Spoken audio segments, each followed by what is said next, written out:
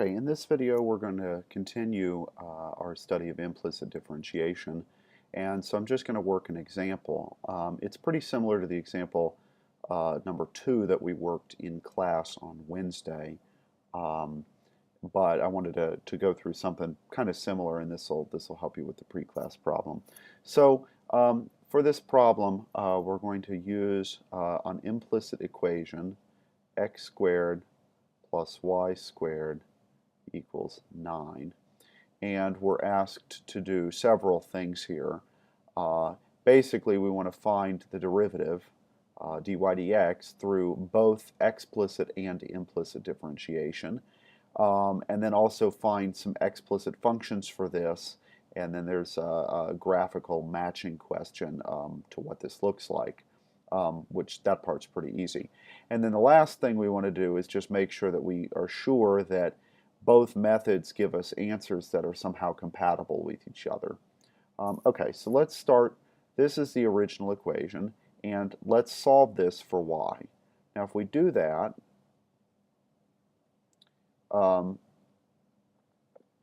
then we can just move the x squared to the right and then square root both sides. And so we're going to actually need here two functions, and that one and the negative version. So now normally we write this with just a plus or minus symbol, but the web-assigned question in a situation like this sometimes gives you two boxes, one for the positive version and one for the negative version. So that's why I went ahead and wrote the two things separate here. But of course the better way would be to just say y equals plus minus square root of 9 minus x squared. Okay, so that's sort of the first part. Now graphically what this thing is describing, x squared plus y squared equals 9, should look familiar. It's just a circle. It would help if I could spell today. Circle, and the radius of this thing is 3 because of the 9. Circle. The radius of it is 3, and it's centered at the origin because we just have x squared and y squared, not x minus something, and so on. Okay, so the graphing part should be pretty straightforward. Okay, so we could take the derivative of this function, or either of these sort of pieces of it, the explicit way, not too difficult. So in order to do that, let me just do a quick rewrite here, and I'm going to write it as plus or minus 9 minus x squared to the 1/2 power, and that'll set us up for later. Okay, so the explicit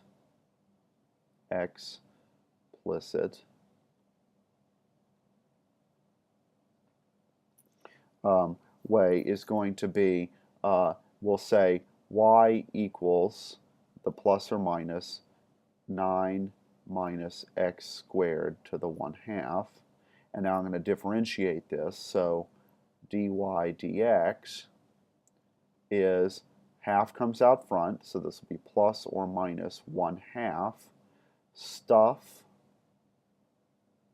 to the minus 1/2, 1/2. And then the chain rule says we need to multiply by the derivative of the stuff on the inside. So the derivative of 9 is 0, the derivative of negative x squared is negative 2x, so we need to multiply by that. Okay, and now if we go ahead and simplify this just a little bit, we've got the x here, we also have a 2 and a half right there, so those two will cancel. And so I'm going to write this as plus or minus negative x over, and now it's division because I've got a negative exponent here, square root because it's the exponent part is a half, and then the stuff on the inside just goes there. Now in class I used the minus plus symbol here, but I'm going to go ahead and leave it like this because this is sort of the form that WebAssign asked for it for this particular question. They've got the plus or minus already there for you, so all you would put in is just this part, the stuff that goes after the plus or minus. And one other thing, just don't put the 1/2 in front of the plus or minus, because it's still multiplied here by this term. Okay, so that's our explicit derivative. And that wasn't too bad. Now the implicit derivative, for that, we're going to go back to the original function. So I'm actually just going to copy it down over here. And then the second step I'm going to do is just apply the derivative operator to all the terms.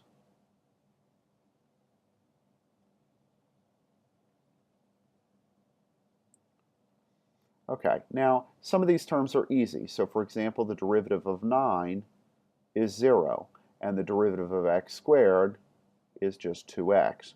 But the one that's going to be a little tricky is this one here. The derivative of y squared, now this is the derivative with respect to x, so y is really a function of x, so that derivative will be 2y to the first times dy dx. Because y is a function of x, so it's not just x, but it's a function of x, we have to multiply by the derivative of it. Now you might ask, why didn't we have to do that over here with the x squared?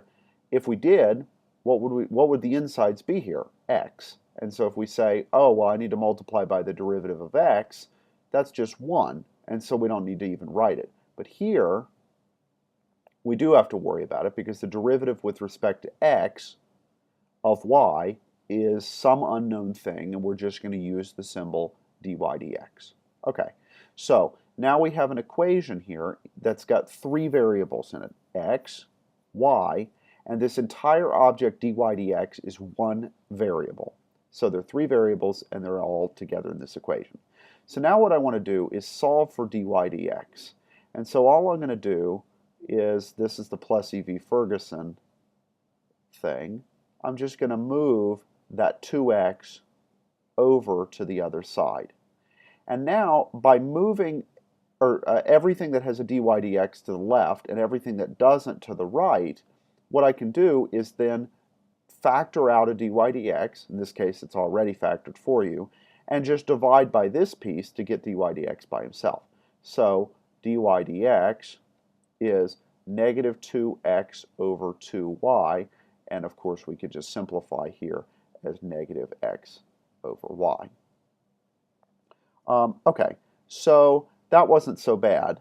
Now, you're probably wondering, why is it that we have 2 different answers? So we've got this version, and then over before we had that version. Are these 2 things compatible with each other? They look different, but do they mean the same thing? And yes, they do. So recall that how did we solve for y when we did it the explicit way? We got this thing here. Y is plus or minus 9 minus x squared. So let me just write that there. So recall that we solved for y and we got plus or minus root 9 minus x squared. Okay, so what I'm going to do is I'm going to take this value of y and I'm going to plug it into that expression and then simplify and see what we get. So dy dx is negative x over y, but we said that y is this stuff in purple.